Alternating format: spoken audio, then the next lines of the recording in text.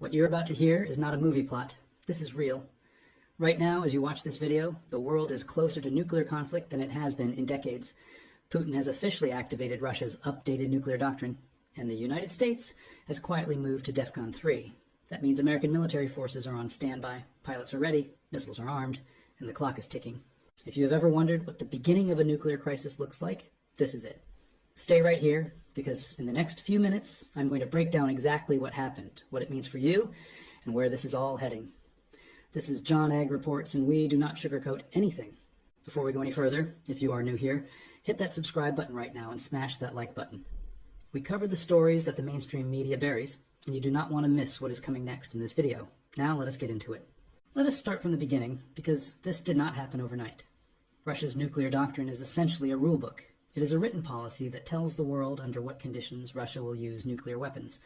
For years, that doctrine was kept vague on purpose. Russia wanted the world to guess. Uncertainty is a weapon in itself. But something changed. Putin rewrote the rules, and then he activated them in a way that sent shockwaves through every intelligence agency on the planet. The updated doctrine lowers the threshold. That is the most terrifying part. Previously, Russia said it would only use nuclear weapons if its existence as a state was threatened.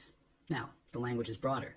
The new doctrine includes language that covers threats to Russian sovereignty, threats to its allies, and even large-scale conventional military attacks. In simple terms, Russia has expanded the list of reasons it could go nuclear. And that expansion is not small, it is massive. Now here is where it gets even more serious. The timing of this activation was not random. It came directly after a series of events that Putin described as provocations. Ukraine, backed by Western weapons, had begun striking deeper into Russian territory. Long-range missiles, some supplied by NATO countries, were hitting targets that Russia considered its own soil. Putin had warned this would cross a red line. The West either did not believe him or decided to test him. And now we are here.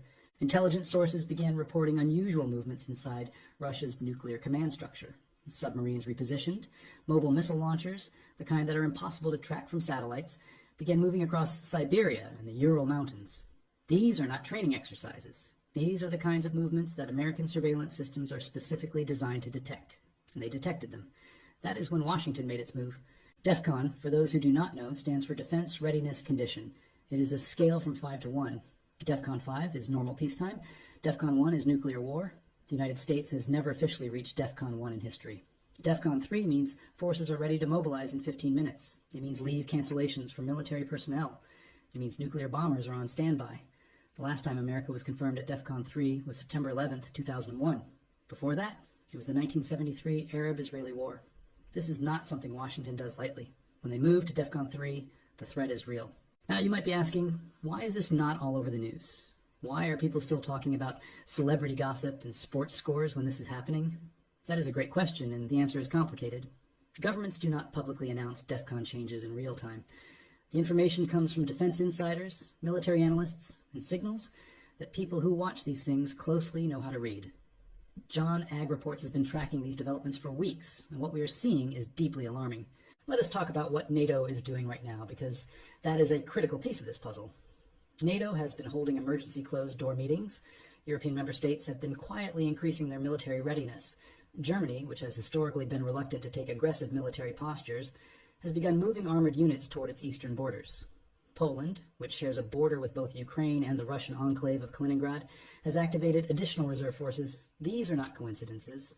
These are coordinated responses to a threat assessment that the public has not been fully told about. China is watching all of this very carefully. Beijing has maintained its position of strategic ambiguity throughout this conflict, publicly calling for peace, while privately deepening its economic ties with Moscow.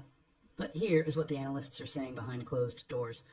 If this conflict escalates and Russia uses even a tactical nuclear weapon, China's response in that moment will define the new world order. Will Beijing condemn Russia? Will it stay silent? Or will it use the chaos to make a move on Taiwan? Every major power is running those scenarios right now. Let us talk about the nuclear weapons themselves, because understanding what Russia actually has changes everything